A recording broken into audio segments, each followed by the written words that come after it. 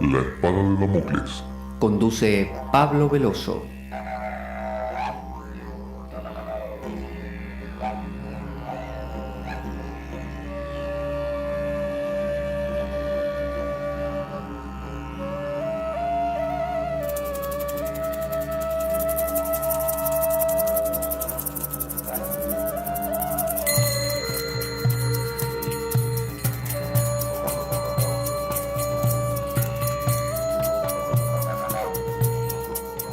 Tal como lo cortés no quita lo valiente, así lo hilarante no quita lo profundo. Y dado que la vida es un juego, aquí comienza La Espada de Damocles. La ficción más real que puedas concebir.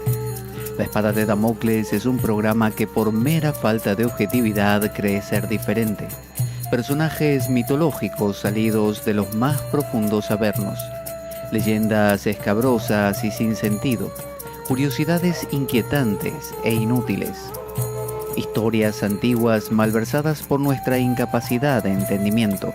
Y cuentos carentes de profundo significado. También pretenderemos sin el menor éxito entender al ser humano en toda su dimensión. En suma, si quieres desperdiciar tu vida, aquí comienza La espada de Damocles, la ficción más real que puedas concebir.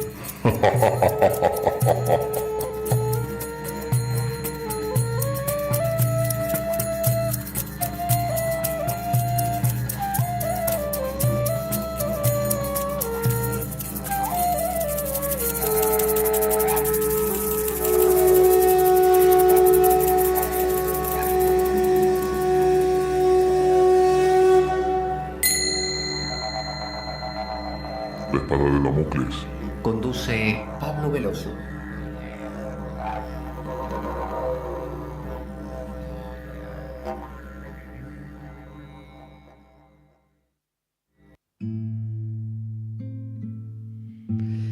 Buenas a todos, aquí estamos en La Espada de Damocles. ¿Quién les habla? Pablo Veloso, para volver a recorrer un camino que estamos andando, o vaya a saber si desandando, como dice esa famosa anamnesis platónica. Estamos hablando acerca de la Kabbalah. Cábala, como uno quiera, con K, con una V, dos veces repetida, o bien con simplemente con C y sin H por el medio, como uno más le guste, ya que el lenguaje, las letras del alfabeto hebreo tienen su particularidad que no se corresponde exactamente con las letras nuestras, así que lo va a ver escrito de 1000 maneras distintas. ¿Qué significaba Kabbalah? Bueno, tenía que ver con el tema de la revelación, con el tema de algo que se muestra, que se nos hace evidente. Y es una de las tradiciones antiguas, una de estas que la humanidad transita para poder acceder a sus dimensiones más profundas y proviene del trasfondo judío. Pero no tenemos que confundirnos, ya que no es un fenómeno estrictamente judío, sino que es un fenómeno de confluencia con otras culturas, como por ejemplo hemos hablado de los egipcios, hemos hablado de el neoplatonismo griego, hemos hablado de influencias, ¿por qué no?, orientales, y cómo la Kabbalah no solamente nació en los primeros siglos de la era cristiana, sino que también se fue proyectando a través de los siglos siguientes, y vemos cómo ha recibido influencias entonces aún del mundo cristiano y del mundo musulmán a través del sufismo. Entonces estábamos explorando cuáles eran las fuentes, cuáles eran los modos que utiliza la Kabbalah. Es un mundo, tengo que aclararlo, hay que meterse mucho en este tema, hay que estudiar el Zohar o el Zohar, que es un libro de comentarios acerca de justamente de libros bíblicos, siempre del Antiguo Testamento, obviamente, hecho por ciertos rabinos. Luego también tenemos el Sefer Yetzirah, el libro de la creación, que trata puntualmente acerca de las letras hebreas, que cada una tiene su correspondencia numérica, cada una tiene su connotación simbólica, y entramos en un mundo básicamente de magia. ¿no? De magia. Pero, por eso digo, esto nos puede confundir porque acabaríamos pensando que la Kabbalah es una suma de sortilegios que nos permite conseguir, no sé, lo que queremos, conseguir prosperidad, conseguir el beneplácito de no solo de Dios, sino de los ángeles y de los regentes de los distintos niveles, ya que vemos la figura del árbol de la vida, de los 10 Sefirot, que puede utilizarse hasta para, muy parecido a lo que es el eneagrama de los sufis o de los sufís, para interpretaciones más psicológicas, porque cada una de las séfiras tiene múltiples dimensiones. Entonces podemos acabar creyendo que, al igual que con el tarot, que acabamos pensando que es un sistema meramente de adivinación, bueno, con la Kabbalah muy fácilmente podemos acabar pensando que es un sistema que se utiliza para resolver problemas humanos. Y en realidad no, ni para lograr beneficios divinos, ni para arreglar problemas humanos. Esos dos modos son válidos y son útiles y dan resultado, tanto como lo da el tarot. Sin embargo, la Kabbalah apunta a algo más, apunta a eso que llamamos el misterio, el silencio, lo trascendente.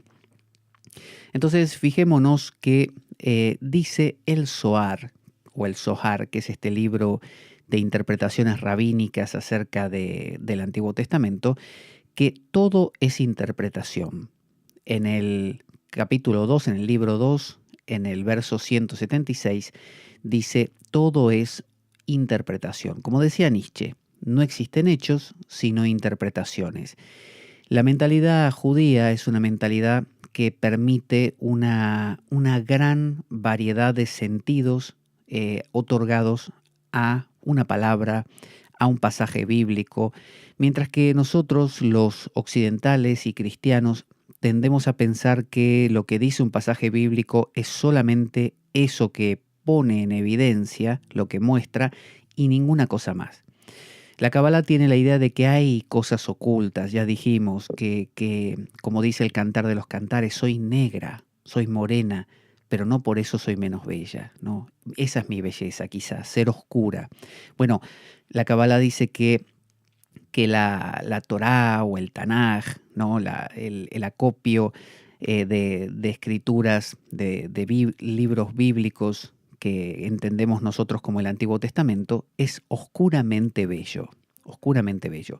Tengo que decir que estoy siguiendo el hilo conductor de Javier Alvarado, que tiene su libro Métodos de Meditación No Dual, libro fascinante, que uno de sus capítulos lo dedica justamente a la Kabbalah, y sobre él me estoy basando para desarrollar esta explicación.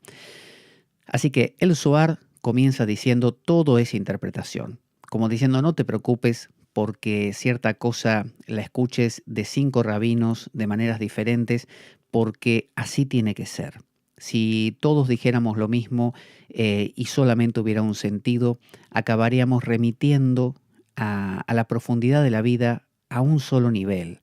Y en realidad cada uno ve según el color de sus gafas. Y si alguien tiene unas gafas con cristales verdes, va a decir todo es verde, y eso es solo parte de la verdad. Muy parecido a los 6 darshanas de la India, donde existen 6 aproximaciones diferentes para lo que llamaríamos la verdad. Entonces, todo es interpretación, dice el Zohar. Y también es un morir al hombre viejo. Esto lo vemos en el Cantar de los Cantares, libro del Antiguo Testamento, este poema del que hemos hablado, hemos dedicado un programa a él.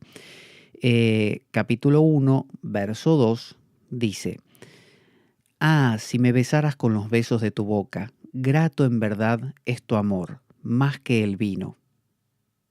A ver, aquí me parece que no está el verso que quería encontrar. Bueno, no importa. Morir al hombre viejo, no importa. No se correspondía con ese. Olvídelo. Entonces, matar al viejo yo es matar a la muerte. El viejo yo es el que muere. El viejo yo es el ego, El ego vive en el tiempo, el ego vive proyectado hacia el mañana, queriendo conseguir cosas para mí. Yo soy un ente del tiempo, porque estoy situado en un lugar en particular, vivo en una ciudad determinada, tengo una familia determinada, tengo ideas determinadas y no otras. Entonces esa exclusividad, esa circunscripción a ciertas cosas hace que yo sea degenerable, corruptible. Si yo soy la totalidad, soy todo lo que existe, por decir, en el universo, bueno, nunca me va a pasar nada porque todo lo que me pase es yo. Eso sería igual a decir no muero. Por eso todos los sistemas tradicionales que apuntan a este nivel de profundidad, como la tradición cabalística, buscan que uno se identifique, o sea, se sienta idéntico, identificarse, sentirse idéntico a, no a Pablo Veloso, conductor de un programa de radio, profesor de yoga, padre, esposo, no, sino idéntico a la totalidad, Dios, Brahman, Allah, Yahweh, lo que usted quiera, ¿no? El misterio, el silencio, la vida entera, lo infinito, ¿no? Lo oculto. Eso, cuando uno se identifica con la totalidad de lo que existe, que me incluye y lo incluye a usted, no puedo morir. Entonces, identificarse con eso es identificarse no con un eso con el que yo me identifico y usted se identifica con otro eso. No, el eso con el que yo me identifico es el mismo con el que usted se va a identificar. Y cuando lo hagamos vamos a hacer la misma cosa. En realidad no es que vamos a empezar a hacer la misma cosa, es lo que siempre fuimos de fondo, porque usted y yo formamos parte de la misma vida desde siempre. Sus átomos y mis átomos son los mismos del Big Bang original. No podrían ser otros, ¿no? Son los mismos que dan vueltas o la misma energía que toma forma de roca, persona, conejito, perro, gato, flor, lo mismo, siempre lo mismo. Entonces, si yo me identifico con esa totalidad que no degenera, que varía nada más, pero que no se deshace, porque lo que puede deshacerse es la parte. Si yo creo, por ejemplo, como dicen los hindúes, con arcilla, un jarrón, ese jarrón es susceptible de morir, porque en algún momento se va a romper, se va a desgastar, y ya lo vamos a mirar y vamos a decir, esto no me parece jarrón, la verdad, me parece otra cosa, pero jarrón ya no. Eso quiere decir que el jarrón murió. Pero la arcilla muere. No, porque esa arcilla yo la junto otra vez, o plastilina, y hago, no sé, un cenicero. Y hago, no sé, un cubierto para comer, hago un plato. Todas esas partes, esas cosas que yo voy creando, están destinadas a morir. Son mortales. Pero la arcilla o la plastilina no es mortal, es inmortal, porque asume todas las formas. Y cuando las formas desaparecen, lo que queda no es algo que ahora empezó a ser. Siempre hubo arcilla detrás de un jarrón. Y es la misma arcilla, el mismo tipo de arcilla en todos los jarrones. Entonces, si un jarrón pudiera decir para sus adentros, Momento, yo no soy un jarrón. Yo soy en realidad arcilla. Y el otro jarrón, aquel que tanto me gusta, del que me enamoré, en realidad también es arcilla. Somos los dos arcilla. Y como jarrones en algún momento íbamos a morir, y a mí me preocupaba eso. Pero ahora yo no me siento idéntico a un jarrón, me siento idéntico a la arcilla. Por lo tanto yo no voy a morir nunca. Soy inmortal. En tanto que arcilla, claro, no en tanto que jarrón. Y obviamente voy a seguir siendo jarrón, ¿eh? Pero en el fondo yo sé que soy arcilla. esa intuición fundamental que todos tenemos de que pese a todo soy algo que está ahí más profundo, bueno, esa intuición fundamental es lo que busca la Kabbalah, como cualquier otro sistema místico, de fondo. Entonces, matar al viejo yo, es decir, matar a la identificación con el jarrón. Cuando el jarrón deja de identificarse, deja de ser idéntico, de sentirse jarrón y nada más, y empieza a identificarse, a sentirse idéntico con la arcilla, podríamos decir metafóricamente que ha matado al jarrón. El jarrón mató al jarrón. Es como cuando nosotros decimos matamos al hombre viejo y empezamos a ser el hombre nuevo. El hombre nuevo es como cuando en el cristianismo se dice ahora soy hombre nuevo en Cristo. Ya no vivo yo, Cristo vive en mí, dice Pablo de Tarso. Es decir, esa idea de ahora yo ya no soy el jarrón, sino que soy la arcilla, eso es vivir en Cristo, eso es haberse unido al silencio, a Dios, y eso se logra cuando uno disminuye su condición de jarrón. Cuando el ruido de ser un jarrón afloja un poco, se hace evidente que soy arcilla. Por eso todos los sistemas místicos buscan esto mismo. Entonces, el Sefer Yetzirah, que es el libro de la creación, vamos a mirarlo aquí, que lo tengo preparado, en el capítulo 1, verso 8, dice 10 sefirot, que son esos globitos que yo le contaba que forman lo que se conoce como el árbol de la vida, 10 sefirot de la nada, refrena tu boca de hablar y tu corazón de pensar. Y si tu corazón corre, regresa al lugar. Por eso está escrito, las chayot corrían y regresaban. Debe ser las hayot, en realidad. Corrían y regresaban. Respecto a esto, se hizo una alianza. Esto está tomado de una idea que nace en Ezequiel. Capítulo 1, verso 14, donde dice, los seres vivientes se desplazaban de un lado a otro con la rapidez de un rayo. Con la rapidez de un rayo. Es la visión que tuvo Ezequiel de ciertos seres vivientes, que si los miramos son muy parecidos a lo que aparece también en el Apocalipsis, que toma mucho justamente de Ezequiel, que son unas criaturas que tenían como, en lugar de piernas, tenían ruedas, que lanzaban fuego, que tenían forma de animales y mezclas con otras cosas, que más de alguna persona los vinculó con naves espaciales, ¿no? Porque lanzaban fuego y se mantenían como casi volando, ¿no? Se desplazaban como un rayo justamente. Entonces dice que iban y regresaban. El Sefer Yetzirah entonces habla de esto, del correr del corazón. Y si tu corazón corre, regresa al lugar, ¿no? Refrena tu boca de hablar y tu corazón de pensar. Y si tu corazón corre, regresa al lugar.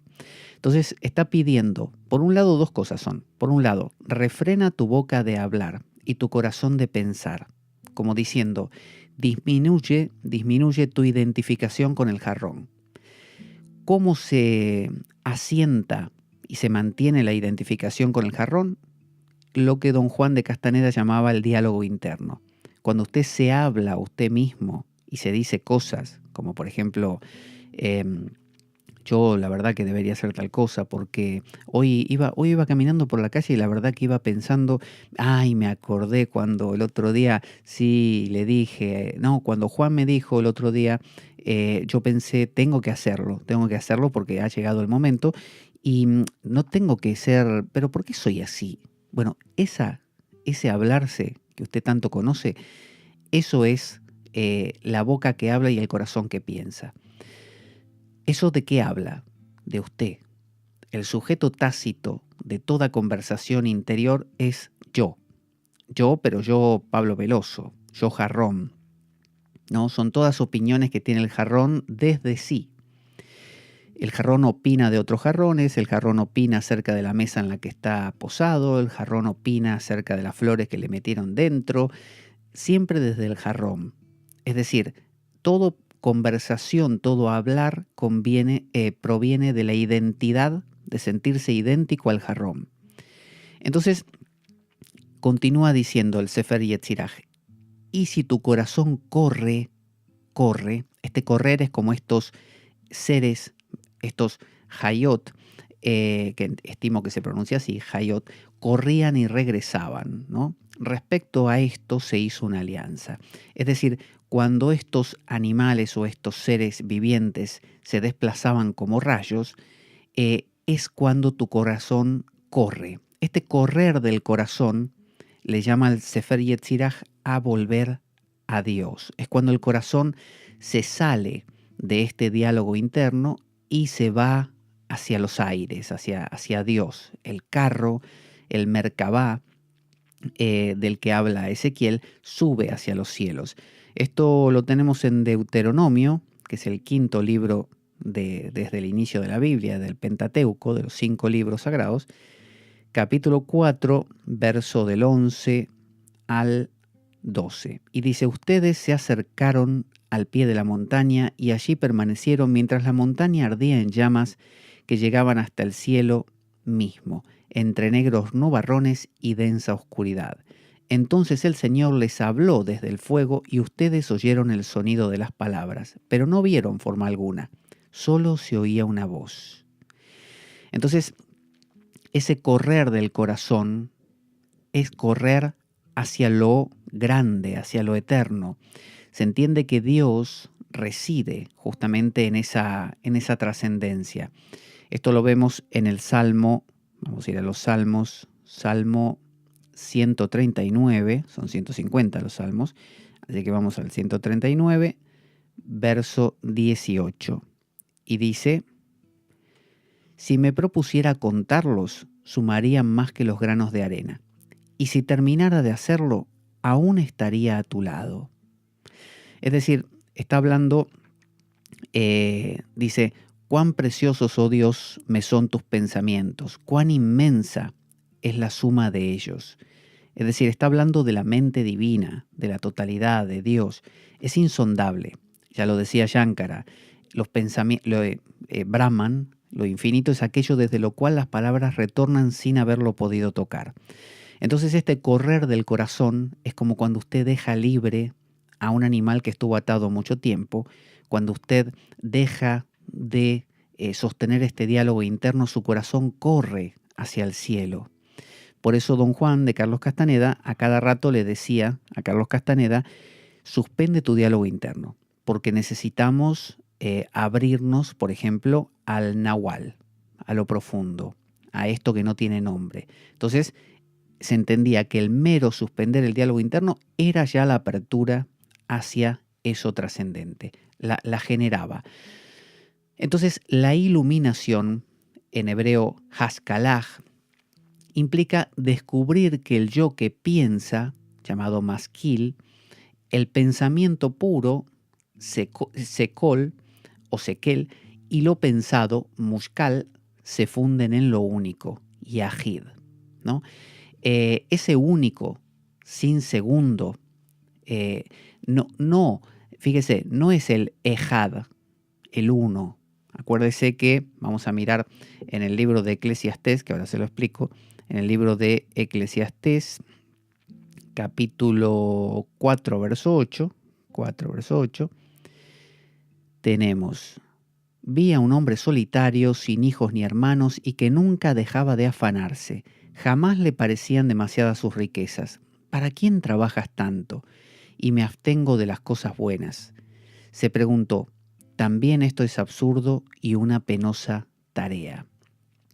Es decir, a veces buscamos denodadamente cosas en el afuera, cuando en realidad tanto aquello por lo que nos afanamos, la meta, el esfuerzo que hacemos y el que hace el esfuerzo, yo, en realidad pertenecen todos al mismo movimiento que podríamos denominar la vida, ¿no? Entonces, de la misma manera que es tonto pensar que yo con mi mano derecha puedo hacer el esfuerzo de alcanzar mi mano izquierda para poseerla, ¿no? Mi mano derecha, imagínese, usted pone las dos manos delante y su mano derecha se va acercando a la izquierda y la intenta capturar. Alguien que lo ve le diría, ¿no sos un poco tonto vos? ¿Por qué querer agarrar la otra mano si es tuya? Sería muy tonto, ¿no es cierto? Intentar agarrarse como si usted quisiera tener algo que no tiene la otra mano. Eso funciona mientras usted piensa que su mano izquierda no es suya. que está lejos. Entonces vale la pena el esfuerzo. Pero el día que usted se identifica con la arcilla, el día que usted se identifica con el cuerpo entero, el organismo entero, que incluye las dos manos, ¿qué sentido tiene que usted busque a la mano izquierda? Si usted quiere, la sigue buscando, pero ya va a saber que es su mano, como quien le da ganas de agarrarse la otra mano y tenerla agarrada. Y sí, la tiene agarrada, pero no siente que logró nada especial, no siente que alcanzó nada, porque es su mano, siempre lo fue. Cuando usted se olvida que es su mano, se vuelve importante conseguirla. Entonces imagínese el estado de una persona que se ha identificado con la vida toda. No hay nada que quiera conseguir como si fuera un otro. No hay alteridad, no hay otro. Por eso hay el famoso Shema, que es una oración que dicen los judíos, que proviene justamente del Antiguo Testamento, que dice Shema Israel Adonai Eloheinu Adonai Echad, ¿no? Que se canta, se dice Shema Israel Adonai Eloheinu Adonai Echad. Shema Yisrael Adonai Eloheinu Adonai Echad. Shema Yisrael Adonai Eloheinu Adonai Echad. Ese Echad significa uno. Está diciendo, escucha, oh Israel, Shema Israel, Adonai, Dios, es uno, ¿no? Es uno, Echad. Adonai Echad. Es lo mismo que dice el La ilaha illallah, que es la shahada, la profesión de fe de un musulmán, que dice no hay Dios más que Dios, no hay otro. Pero cada vez que hacemos hincapié en señalar a este y decir no hay otro más que este, al decir este, ya presuponemos un aquel. Cuando digo este, hay otro, llámese el diablo, los otros dioses, la gente, el mundo. Entonces hay competencia. Pero si yo digo, este no es el uno, sino que es el único. Cuando digo único quiere decir que no hay otro, pero no hay otro. No es que este es mejor que los demás. Cuando digo Dios es uno, ¿no? ¿Cuál? Este, ¿no? Dios es este, no los otros. Bueno, ahí ya creo una jerarquía y bueno, hay otros más abajo que pueden intentar hacerle sombra. En cambio, cuando uno, en lugar de decir Yahid, o sea, Echad, dice que es único, ¿no? Perdón, en lugar de decir Echad, dice Yahid, que quiere decir único, está diciendo que no hay otro. No es que existen varios y este es el mejor. No hay otro. Por eso el La ilaha illallah hace que los musulmanes piensen que no hay otro Dios más que el suyo, Allah, que no es ni Yahweh, ni es Cristo, ni es Krishna. Y que los judíos piensen, los ortodoxos piensen que su Dios es Yahweh, pero no es Allah y no es Krishna. Sin embargo, la visión de un místico va más allá y el místico tiende a pensar, no estamos hablando de Yahweh o de Allah, estamos hablando de un ser o una cosa única, significa no existe otra cosa más que esto. Entonces, cuando decimos La ilaha illallah, ya transformamos lo que estamos diciendo. Ya no decimos más, no existe otro Dios más que Allah o que Yahweh, ¿no? Shema Israel, Adonai Eloheinu, Adonai Echad, ¿no? Solo este. No. Ahora lo que decimos es, no existe otra cosa, no hay más que Dios. Señálame cualquier cosa y es Dios. Señálame cualquier pensamiento, cualquier idea, cualquier emoción, cualquier movimiento, lo que se te ocurra, es Dios. Eso es lo que está diciendo el místico, eso es lo que el místico descubre. Vamos a escuchar un audio pequeñito que nos cuenta cómo colaborar con nuestro programa para que podamos seguir por ahí contando estas cosas, creo yo, interesantes. Ahí va. Nuestro programa carece de sustento económico externo. Si quieres colaborar y apoyarnos, puedes hacer de cuenta que me invitas un café y dejar una donación equivalente a ello o lo que tú desees a través del enlace de PayPal que aparece en nuestro canal en iBooks. Si tienes alguna duda al respecto, puedes enviarme un correo a info-espadaweb@gmail.com para informarte y desde ya muchas gracias por ello. Aquí estamos por aquí, vamos a poner nuestra música de fondo, ahí va. Y entonces esta profesión de fe cambia por completo. Es un poco como cuando hablamos de los gnósticos que los neumáticos entienden la escritura de una manera y los psíquicos de otra, la misma escritura. Esto demuestra que la escritura, como dice la Cábala, es oscura y que puede ser, como decía el Zohar, interpretada de 1000 formas diferentes, tiene muchos niveles, o como decía Jesús, en la casa de mi Padre hay muchas moradas, no hay una sola forma de ver las cosas.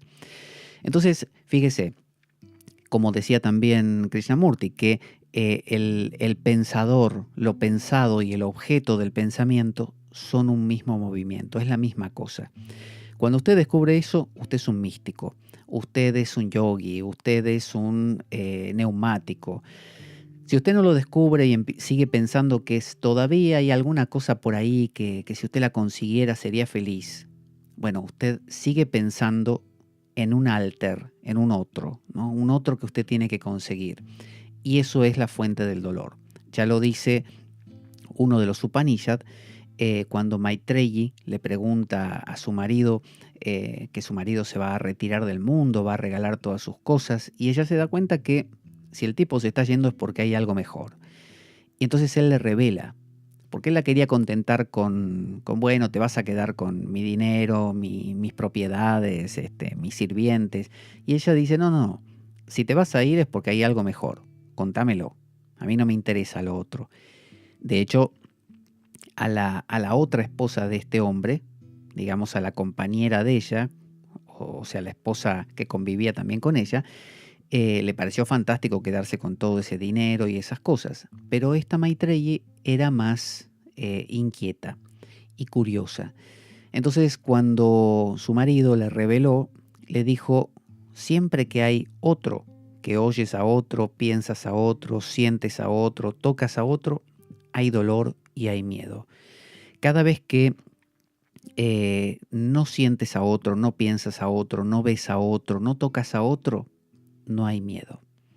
Entonces, la unidad, el yahid, no el ejad, no el acá está la cosa, este es el mejor. No. Eso crea dualidad, crea fanatismos, crea guerras santas, inquisiciones y yihads, ¿no?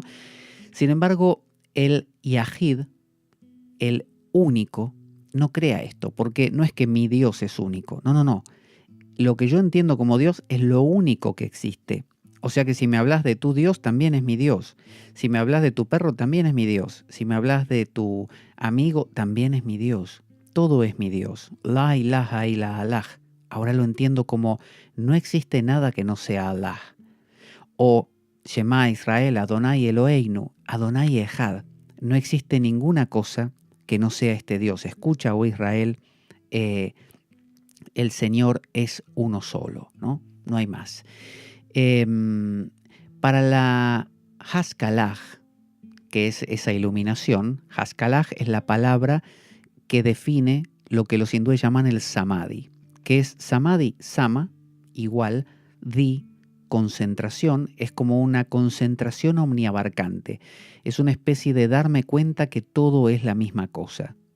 Esa noción que los hindúes dicen que en primera instancia te implica un anonadamiento sensorial, es decir, que tus sentidos queden como apagados, pero luego no, luego podés funcionar en la sociedad tranquilamente, se le llama esto Nirvikalpa Samadhi. El primero es Savikalpa, cuando necesitas sentarte a meditar, cerrar la puerta de tu cuarto, entrar en silencio, que nadie te moleste, y que te vas como disminuyendo los pensamientos hasta entrar en ese silencio.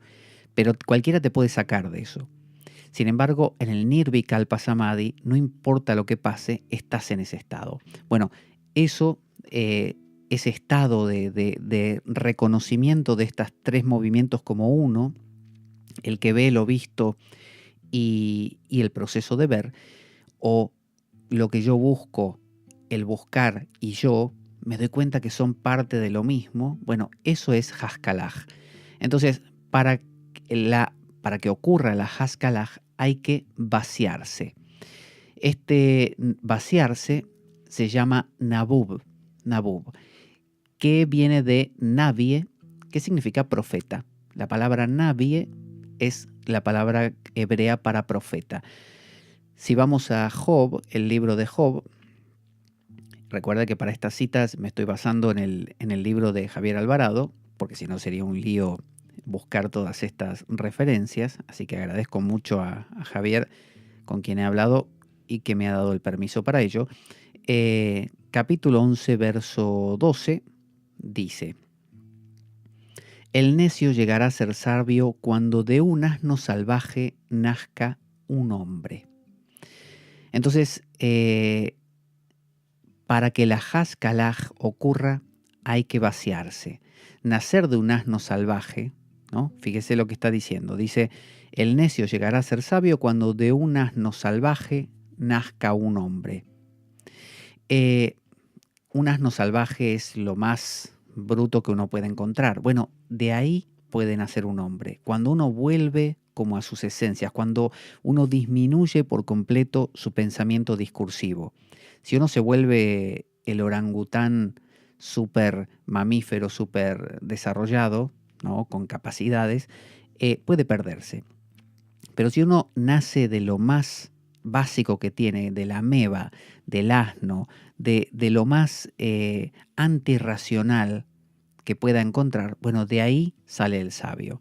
En el Salmo 109, vamos a buscar 109, Salmo 109, tenemos, a ver dónde están los salmos, que se me perdieron.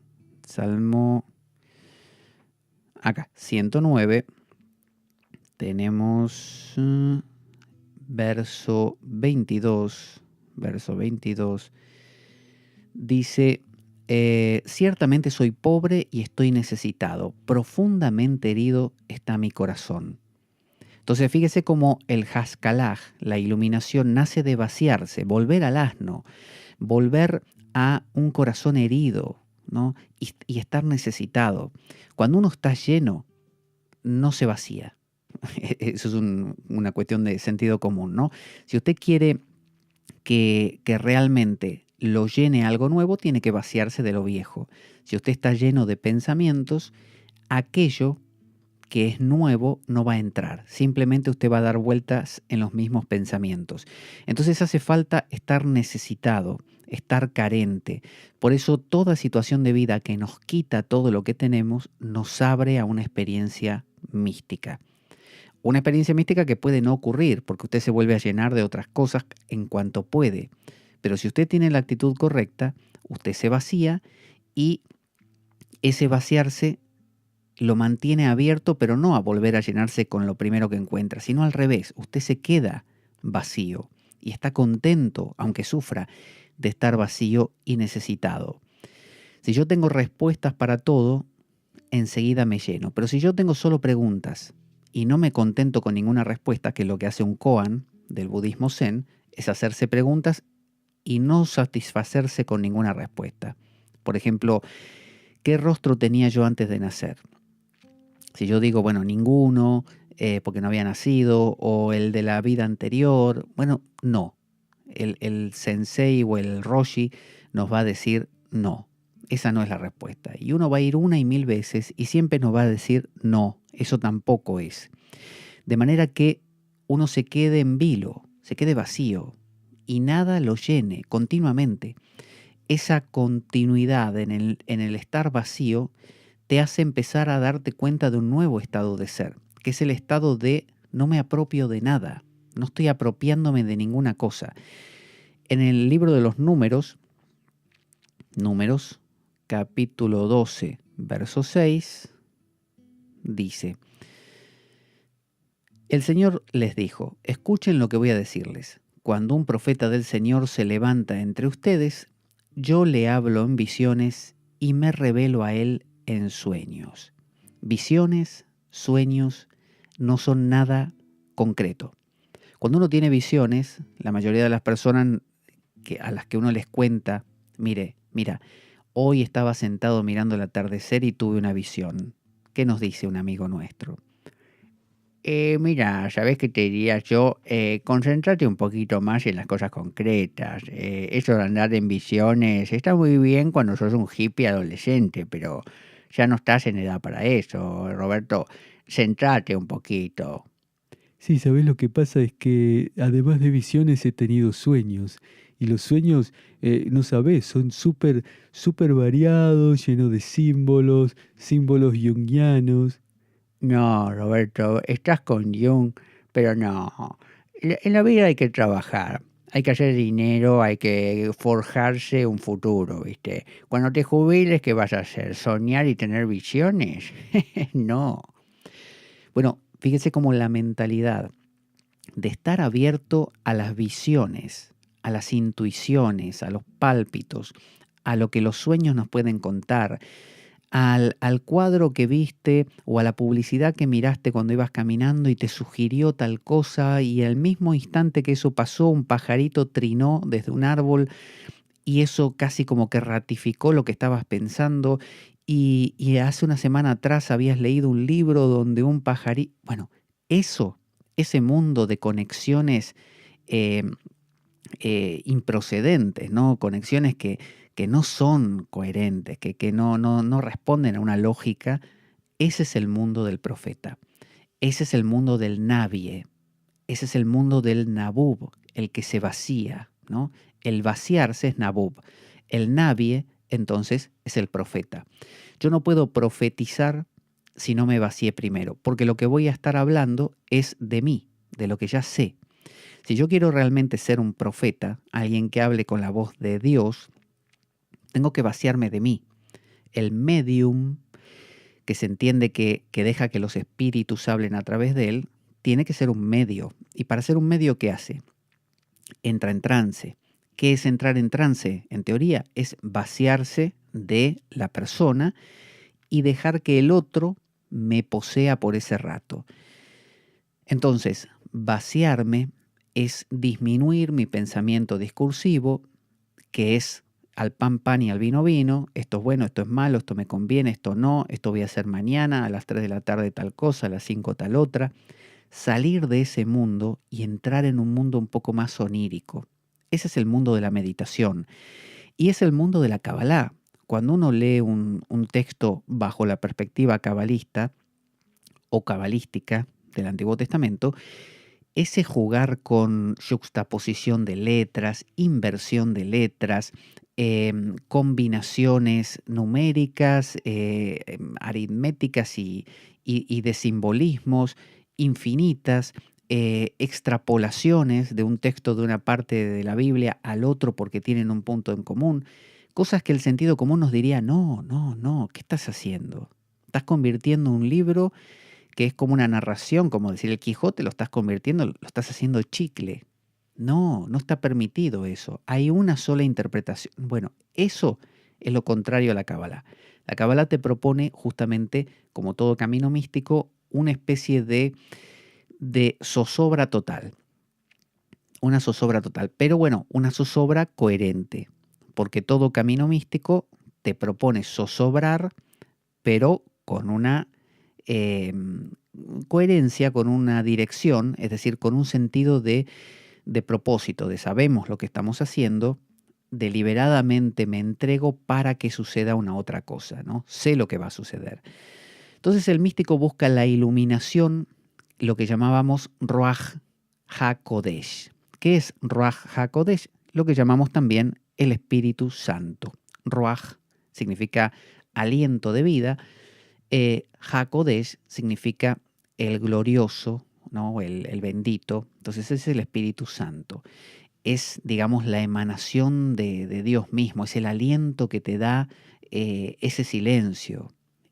Imaginemos por un momento que disminuye todo lo discursivo en nosotros, todo lo que es yo. Ese hablarse a uno mismo, por lo tanto las ansiedades, las preocupaciones, y solo queda una especie de halo de silencio, ¿no? Y no hay ni siquiera una especie de... Qué sensación de silencio más maravillosa. Ni siquiera eso. No hay. No hay un darme cuenta de que estoy ahí. No. Hay solamente un estar ahí.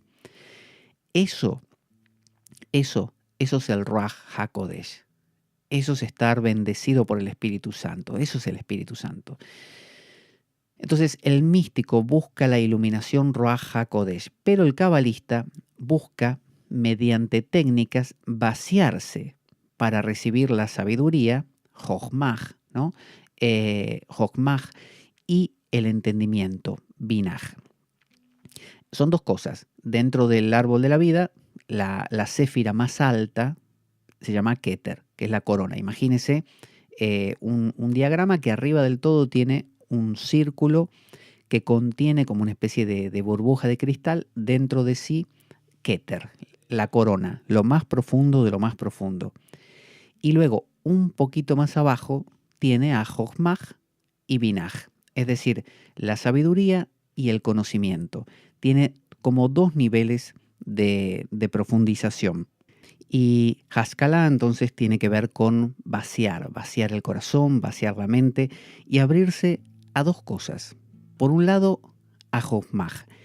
Y Jochmah es la céfira que los gnósticos llaman Sofía, la céfira de la sabiduría. Pero no es una sabiduría discursiva, es lo que también se llama en el neoplatonismo el nous, ¿no? Es ese conocimiento sin palabras. Es ese, imagínese un avión que está subiendo y atravesando nubes, donde hay tormenta, donde hay rayos, donde hay truenos, y de repente atraviesa por completo las nubes. ¿Y llega a dónde? A un espacio celeste, prístino y sumamente tranquilo, sin ruido, sin ni siquiera pájaros, en paz absoluta. Ese mundo de silencio es Jochmah. Entonces, es una sabiduría que es la sabiduría de ser, ¿no? Es cuando uno, su conocer es por estar presenciando nada más. Como cuando usted presencia o contempla un amanecer maravilloso o una flor.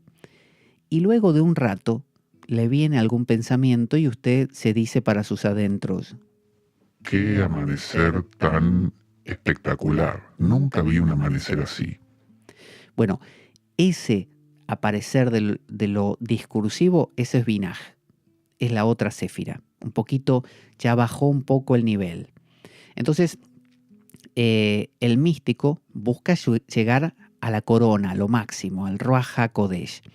El cabalista sabe que es un proceso gradual, así que tampoco es que va a pretender de un día para el otro todo esto. Así que tiene técnicas. Entiende que el camino es como la escalera de Jacob. Tiene peldaños, algunos más altos, otros más bajos. Entonces, busca recibir la sabiduría de Jochmah para llegar a ese Espíritu Santo. Siente que llegar a eso sería el culmen. Sin embargo, va por el camino de quiero presenciar. Y para poder presenciar, para poder ser, ¿no? Simplemente, es decir, estar ahí presente ante ese amanecer y no generar ningún pensamiento, primero tiene que pasar por Binah. Es decir, primero tiene que hacer algo con el pensamiento discursivo. De lo contrario, cuando esté mirando ese amanecer, el pensamiento discursivo le va a aparecer siempre y nunca va a ocurrir en toda su vida que usted va a poder estar atento a algo, salvo por milésimas de segundo, sin pensar. Entonces, sí va a ocurrir en pleno peligro, sí va a ocurrir en la adrenalina de ir al casino y apostar mucho dinero y que la bolita de la ruleta de vueltas, sí va a ocurrir en un frenesí amoroso, sí va a ocurrir en un orgasmo. Pero inclusive esas cosas, cuando se hacen habituales, dejan de aportarnos ese impacto. Y a su vez, como no tenemos ninguna preparación para poder recibir y aprovechar esos hiatos, esos huecos, esos momentos que don Juan de Castaneda llamaba la brecha entre los mundos o el levantón de la tierra. le decía a Castaneda, siéntate, mira al horizonte y cuando el sol empiece a asomar, el primer rayo que aparezca, deja que ese rayo te lleve, te conduzca a eso, hacia el Nahual. Eso es el levantón de la tierra. Le estaba diciendo a Carlos Castaneda o a usted o a mí que en nuestra vida hay momentos de brecha, de hueco, y que por esos huecos te podés meter y podés llegar a una otra cosa, ¿no? A algo más profundo. Entonces, para poder aprovechar esos huecos, tenés que tener un Don Juan que te lo enseñe. Es decir, tenés que tener un binaj, tenés que tener un pensamiento, un conocimiento, que eso es lo que significa binaj. Tenés que tener un marco contextual que te explique, mirá, cuando pase tal cosa, prepárate porque va a suceder esta, y vas a tener un momento de silencio, ese momento significa tal cosa. Si eso no está, o sea, si no pasás por binaj, por ese conocimiento, no llegas a Jokmaj. O sea, Jokmaj existe siempre por debajo, pero te lo perdés. Entonces, toda nuestra vida está llena de Jokmaj, está llena de Sofía, está llena de alma, ¿no? Los gnósticos le llaman a Sofía la sabiduría, el alma, la novia, María Magdalena, ¿no? Esa parte, eso está siempre, es un sustrato.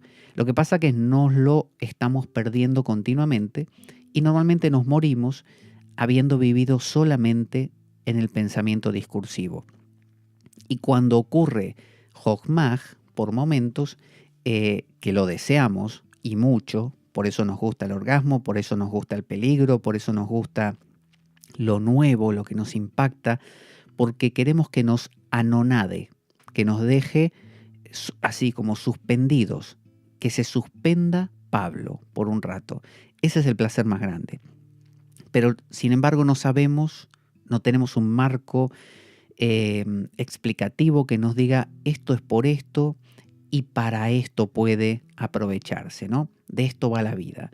Entonces el místico cabalista busca mediante técnicas vaciarse el nabie o el nabub del que hablamos antes, mediante técnicas para recibir la sabiduría, Jokmaj, es decir, esos momentos de hiato, de silencio, de presenciación y nada más, y al entendimiento, binaj, es decir, para poder, mediante el entendimiento correcto, captar esos momentos de Jokmaj. Entonces, Jokmaj, Sofía, el silencio, la Shekinah, puede conseguirse si se tiene el recipiente, crátera, como decían los del Corpus Hermeticum, los herméticos y los gnósticos también, el cuenco para recibir el rocío. Y esto lo tenemos en Isaías, capítulo 55. Ahí me pasé. Espere, vamos a buscarlo. Estaba más atrás. Y vamos de nuevo. Isaías. Y dale, ahora le di a Joel. Isaías, capítulo 55, verso del 9 al 11. Dice: mis caminos y mis pensamientos son más altos que los de ustedes, dice Dios, más altos que los cielos sobre la tierra. Así como la lluvia y la nieve descienden del cielo y no vuelven allá sin regar antes la tierra y hacerla fecundar y germinar para que dé semilla al que siembra y pan al que come, así es también la palabra que sale de mi boca. No volverá a mí vacía, sino que hará lo que yo deseo y cumplirá con mis propósitos. Entonces, Jokmaj, la sabiduría, puede conseguirse si se tiene el recipiente adecuado para recibir el rocío. Ese es el rocío. La palabra, fíjese que Dios dice en el libro de Isaías, desciende mi lluvia como nieve o como rocío o como agua de lluvia y luego regresa, claro, se calienta, se evapora y regresa, pero no sin haber cumplido mi propósito. Ahora, ¿quién es capaz de recibir antes de que regrese a Dios ese efluvio? ¿Quién es capaz de recibirlo? Bueno, el que esté vacío. Imagínese que si llueve y usted tiene un paraguas arriba de la cabeza, le va a resbalar el agua, por más preciosa que sea, y va a caer al suelo. En cambio, si en lugar de un paraguas usted tiene una especie de sombrero, de chistera, que arriba está abierta, como una copa, bueno, eso se le va a llenar de agua. Entonces, ¿de qué va a depender que usted reciba ese Jochmah, que usted esté abierto a ese Jochmah? Bueno, que usted tenga la predisposición necesaria, que usted tenga la crátera, que tenga el cuenco, que esté abierto. ¿Y eso de qué va a depender? De que alguien le haya hablado de todo esto.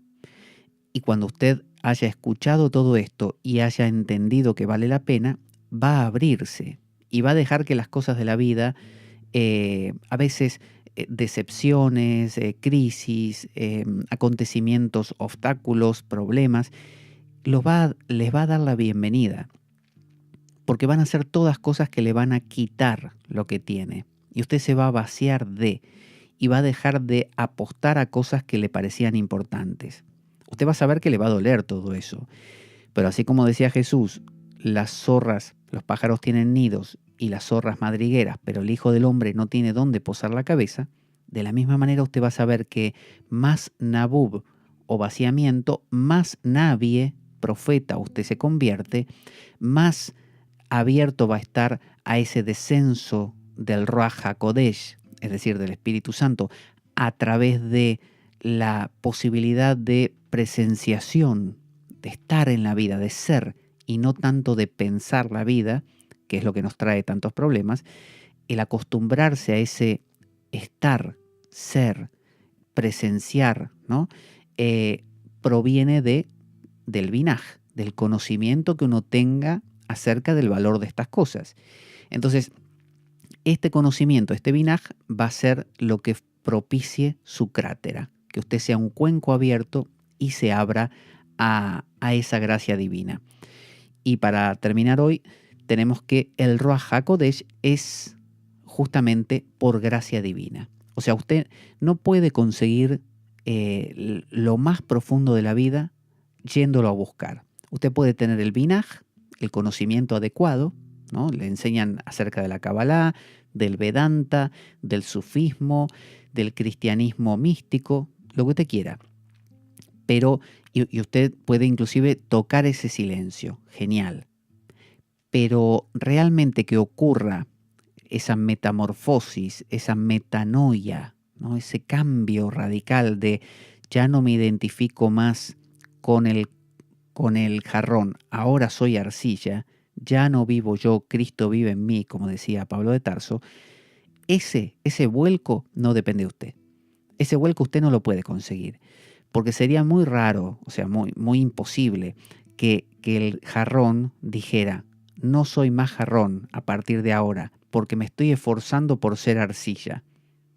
Si yo como jarrón me esfuerzo por ser arcilla, el que ahora es arcilla soy yo todavía, el jarrón. En realidad tiene que ser una especie de muerte del hombre viejo. Ese matar al hombre viejo es como, no puede hacerse por uno mismo, porque sería como, decía Alan Watts, como querer levantarse del suelo a uno mismo tirando de los cordones de los zapatos. No se puede. Uno tira y no se levanta. Tiene que venir otro y levantarme a mí.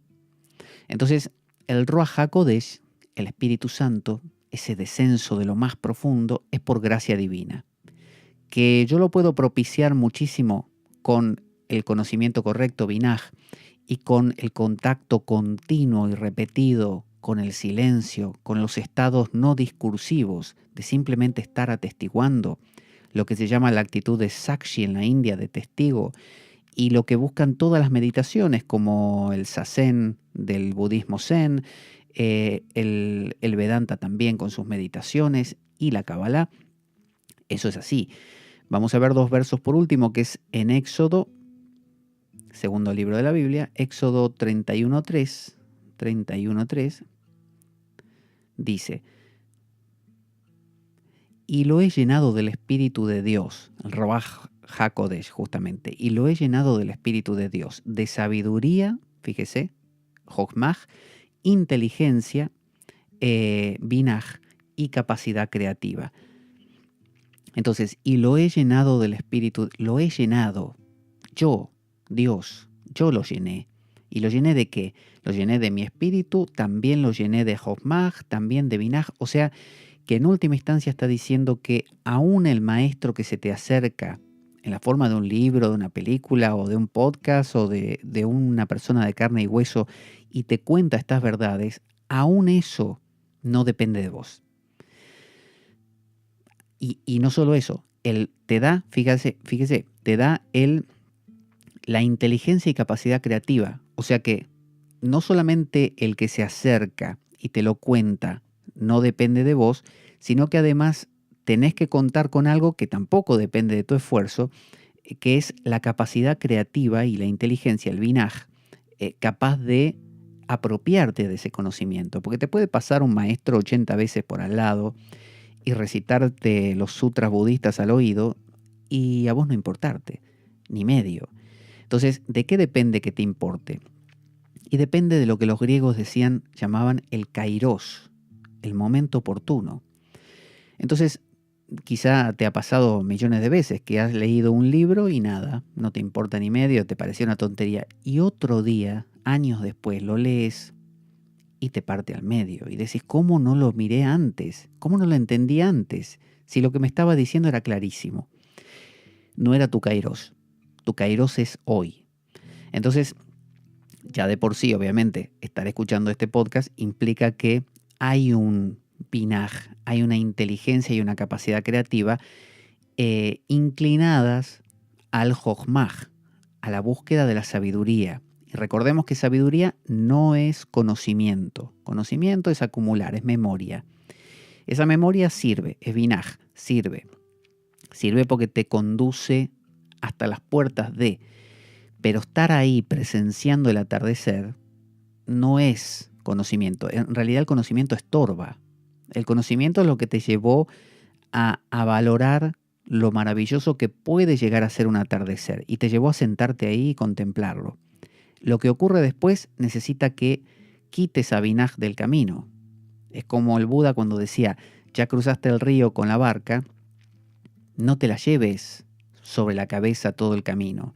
Si te va a pesar y te va a molestar, si ya cumplió su función. Su función era cruzar el río, dejala en el río y seguí caminando. Por último vemos en el Salmo 147, uno de los últimos, verso 18, dice, pero envía su palabra y lo derrite, hace que el viento sople y las aguas fluyen, ¿no? Entonces está diciendo, Él, ¿quién? Dios, envía su palabra y lo derrite. Hay veces que, como digo, escuchaste 20 veces la misma predicación en la iglesia o leíste el verso del Corán o el Bhagavad Gita y nunca te había importado ni te pareció nada profundo. O de un filósofo cualquiera o de un psicólogo. Y un día escuchás o lees y te derrite, te derrite. Derretir es que lo que tenías de duro se deshace. Todos tus presupuestos, todas tus ideas asentadas se deshacen. Entonces, cuando dice, pero envía su palabra y lo derrite, hace que el viento sople y que las aguas fluyan. Hace que el viento sople, y las aguas fluyen. O sea, mueve tu agua, mueve tus emociones, te conmueve, te conmueve. Entonces uno dice, me conmovió. Leí este verso y me llegó al corazón. ¿De qué depende eso? ¿De uno? ¿Uno puede enamorarse a la fuerza o dormirse a la fuerza? No. Uno dice, me quedé dormido, me quedé, como diciendo, me pasó. En inglés se dice falling in love, me caí enamorado, ¿no? Como que me caí, como cuando uno se cae no lo controla, se cae y la gravedad te arrastra. Y hasta que no llega al fondo no se detiene la cosa. Eso es el amor. Bueno, de la misma manera es esto. Cuando uno cae enamorado y cuando confluyen todas las circunstancias y lo podés prever, podés decir mañana a las 5 de la tarde, a la vuelta de la esquina me voy a caer enamorado de fulana. No. Y si lo prevés es horrible porque no es natural, se nota, no ocurre, ni a vos te convence.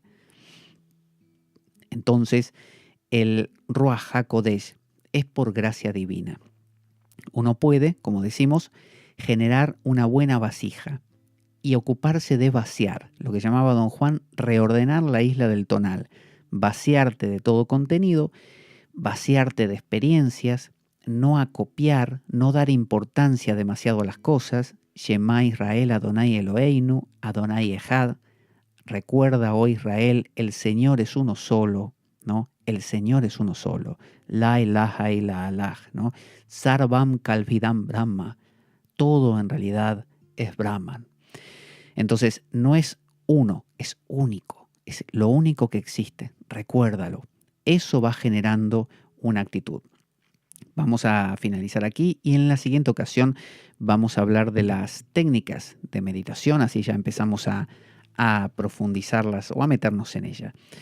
Vamos a ir a nuestra cortina de despedida. Soy Pablo Veloso, esto es La Espada de Damocles y nos encontramos en la siguiente ocasión para seguir hablando de Kabbalah. Ahí va.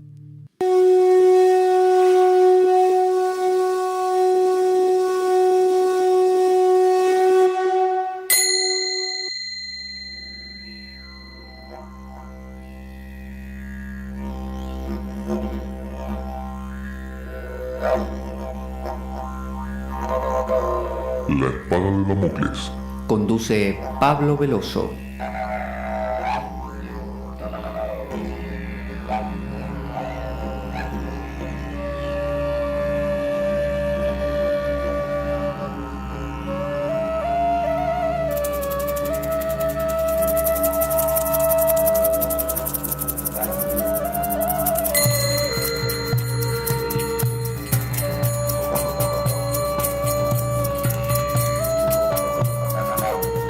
Y dado que la vida es un macabro juego concebido por una mente perversa, únete a nosotros en nuestro próximo programa cuando escuches las siguientes palabras. La Espada de Damocles, la ficción más real que puedas concebir. Buena vida para todos, buena semana y... ¡Avanti Damocleanos!